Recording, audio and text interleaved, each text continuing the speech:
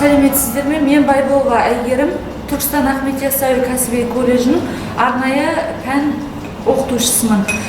Жалпы бүгінгі біздің көрсететініміз бұл паразитология пәні бойынша, яғни гельминтоздарды анықтау әдістерін жалпы қарастыратын боламыз.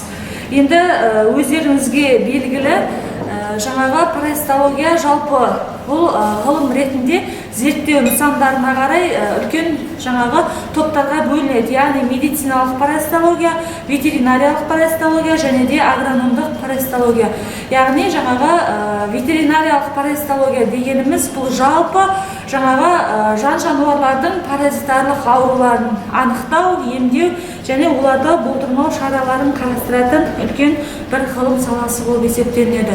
Жалпы біздің Қазақстанда бұл паразитология осы бертін келе, яғни 1930 жылдан бермен қарай жаңағы паразитологиялық институттардың ашылуына байланысты, сонымен бірге жаңа технологияның дамуына байланысты өте жақсы қарқынды түрде дамып келе жатыр десек те болады.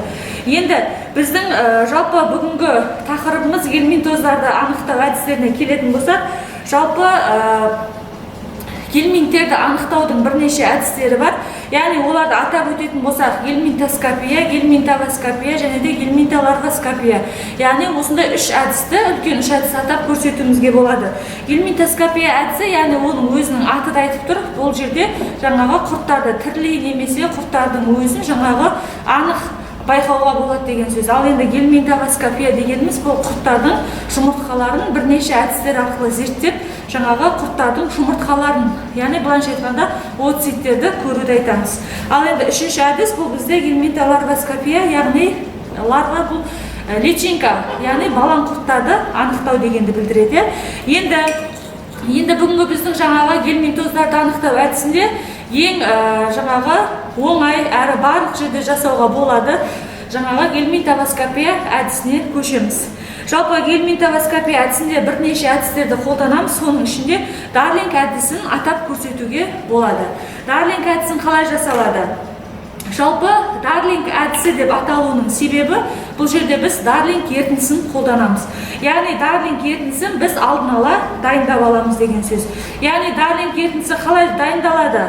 Оған дайындау үшін біз бұны жаңағы құртты, нәжісті зерттемес бұрын, бірнеше күн бұрын біз жаңағы Дарлинг ерітіндісін жасап алуымыз керек бізе. Яғни 1 литр суға 450 грамм ас тұзын қосып, жаңағы қайнатып аламыз. Әбден қайнатып, жаңағы тұз ерігенше, былайша айтқанда, жаңағы бірнеше сағаттар қайнатып, содан кейін оны тұндырып қоямыз. Содан кейін жаңағы түбіне әбден жиналғаннан кейін оны сүзіп, жаңағы сонша мөлшерде глицерин ерітіндісін қосамыз. Сонда Дарлинг ерітіндісі дегеніміз бұл глицерин ерітіндісі болмаса қаныққан ас тұзы деп те атауға болады. Яғни қазір бұл бізде Дарлинг әдісімен жаңа гельминтовоскопия жасаған кезде, яғни гельминтоздарды анықтаған кезде бізге жақсы жаңағы Дарлинг әдісінің көмегімен біз анықтай аламыз деген сөз. Осы ерітіндіні біз қазір қолданамыз. Енді жалпы өздеріңіз білетіндей, бізге Дарлинг әдісімен гельминтоздарды анықтау кезінде міндетті түрде жаңағы ауру малдан алынған, болмаса үй шаруашылықта бір ғана бас емес, бірнеше бастан, жаңағы бірнеше мал басынан міндетті түрде нәжісті аламыз. Содан кейін бұл нәжісті енді жаңағы зерттеу жұмыстарына көшетін болсақ, нәжіске бірінші міндетті түрде жаңағы суды құямыз. Сөйтіп суды құйып біз не істейміз? Бұны жақсылап араластырып, жаңағы езіп аламыз. Содан кейін бізге керек негізгі аппарат бұл жерде центрифуга аппараты. Қазір осыны сол жерде апарып, жаңағы центрифуга аппаратында айналдырамыз. Енді жалпы жаңағы нәжісті суды жақсылап араластырып алдық. Ендігі кезекте біз осы жаңағы проверкаға не істейміз? Арнайы сүзгіш арқылы біз осыны жаңағы құйып, яғни суға араласқан нәжісті бірдей мөлшерде, яғни сіз мысалға 10 бас, 20 бас болатын болса, барлығын жеке-жеке осылай жаңағы нәжістін істеп аламыз, арнайы сүзгіден өткіземіз. Және де бұлардың мөлшері барынша бірдей болғандығын қадағалауымыз қажет. Енді қарап отырсаңыздар, мына жерде мөлшері бірдей болды. Енді Бұл жердегі айтылатын нәрсе мынау біздің құйғанымыз. Яғни бұл жаңағы нәжісті біз сумен араластырдық. Енді бұны біз жаңағы арнайы центрифуга аппаратының ыдысына салып, бұны жаңағы центрифуга аппаратында 1-2 минут айналдырамыз. Және де бұны тоқтаусыз айналғанның әсерінен бұл жердегі жаңағы сумен араласқандықтан нәжістің жалпы жаңағы ішіндегі былайша айтқанда гельминтоздар не істейді, түбіне шөгеді деген сөз. Енді қазір біз бұны центрифуга аппаратында айналдырып келеміз. Жалпы жаңағы салған сумен араластырған нәжісімізді, яғни проверканы біз не істедік, арнайы центрифуганың ыдысына салдық. Содан кейін центрифуганы жаңағы қосу және де бұнымен жұмыс істеу өзіндік несі болады, ережесі болады. Және де бұл жерде айта кететін мәселе, жаңағы центрифугаға салған кезде жаңағы тек бір ғана жеріне қоймауымыз керекпіз, яғни ол салған неміз бір-біріне параллель болғандығын қадағалау керек. Неге? Ол әрқайсысын әр жерге болмаса, жаңа бір жерге салып қоятын болса, онда жұмыс істеген кезде көбінесе дұрыс айналмауы және де ашқан кезде оның бізге кедергісін, зиянын тигізеді деген сөз. Сондықтан да барынша центрифугамен жұмыс істеу ережесін қатаң сақтау керек. Және де тағы да бір айта кететін мәселе, бұны біз жаңағы 1-2 минутқа қойдық, айналдырдық. Енді бұл өте қатты жылдамдықта айналады. Мінекей көріп отырғандарыңыздай. Содан кейін бұл тоқтаған уақытта бірден жаңағы қақпағын бірден ашпауға тырысу керек. Неге? Бірден ашқан кезде бұл жаңағы өте қатты жылдамдықпен айналып жатқандықтан оның жаңағы шашырап кетуі мүмкін. Сондықтан да жаңағы толық тоқтап, барынша күту керек. Толық тоқтағаннан кейін ғана барып біз не істейміз? Өшіргенін күтіп, содан кейін ғана барып біз жаңағы центрифуганың қақпағын ашып өзімізге керекті нәжісті аламыз деген сөз. Мінекей көріп отқандарыңыздай, біз центрифуга аппаратында 1-2 минутқа дейін айналдырып алдық нәжіспенен суды.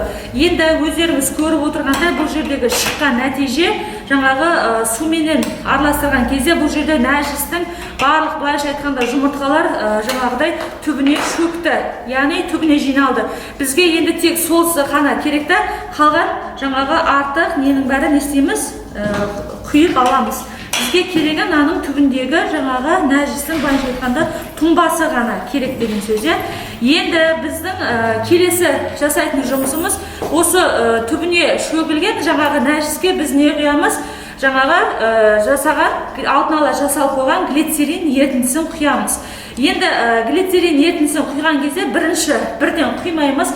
Яғни азғантай ғана құйып аламыз да, жаңағы одан кейін арнайы біз ілмектер арқылы не істейміз? Бұны ақырын ғана араластырып аламыз. Өйткені бұны араластырған кезде қатты жаңағыдай түбіне тигізіп қатты араластыруға да болмайды. Неге? Себебі түбіндегі жұмыртқалардың жаңағы микроскопта анық көрінуіне біз кедергі жасаймыз деген сөз. Сондықтан да барынша ақырын ғана араластырып, глицерин ерітіндісі болмаса қаныққан тұз ерітіндісі деп жатырмыз ғой.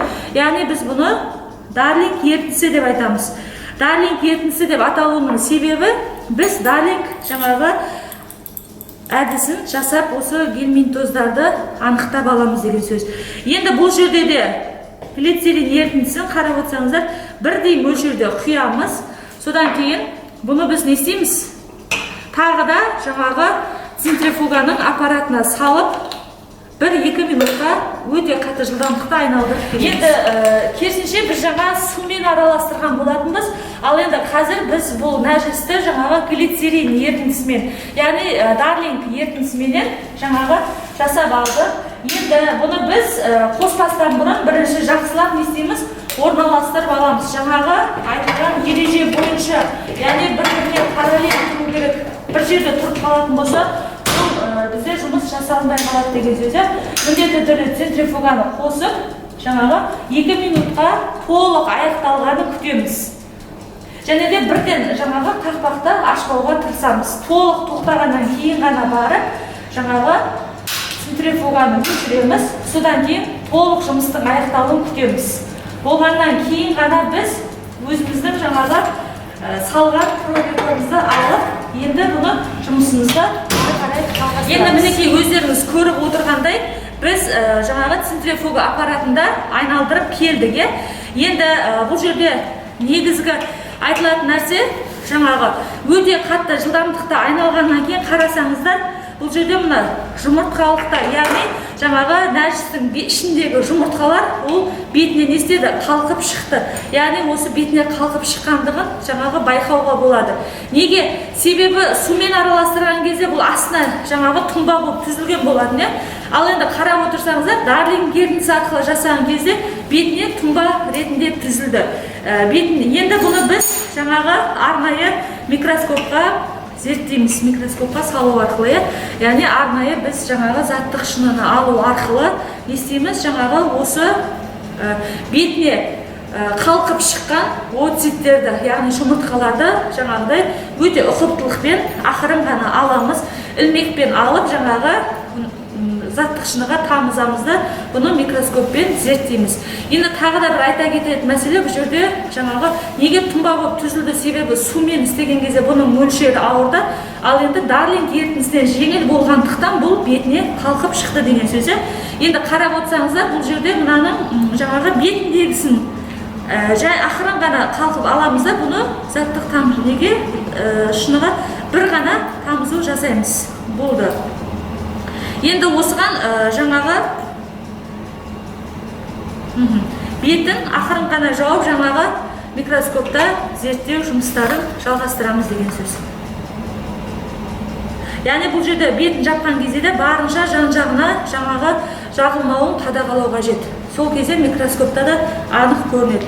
Енді сіздерге ары қарай жұмысты жаңағы микроскопта әртүрлі паразитарлық, яғни гельминтоздардың қандай оцеттері көрінеді екен, соны көрейік. Енді біз жаңағы алынған заттық шыныны микроскопта зерттеп, жаңағы арнайы құрттың жұмыртқаларын көрсеттік. Яғни ноутбукты қосқан себебім бұны жаңағы ноутбукке жалғау арқылы анық мінекей көріп отқандарыңызда нематодтарды, странгуляттарды анық жұмыртқаларын байқауға болады деген сөз. Мінекей өздеріңіз көріп отырғандай жаңағы құрттың жұмыртқалары анық байқалып тұр деген сөз. Енді бұны ары қарай емдеуді біз келесі жолы айтамыз. Енді нақты біздің бүгінгі айтқандығымыз, яғни паразитология пәні бойынша гельминтоздарды осылай анықтап, жаңағы қандай гельминт екендігін түрін ажыратуға болады. Рахмет барлықтарыңызға.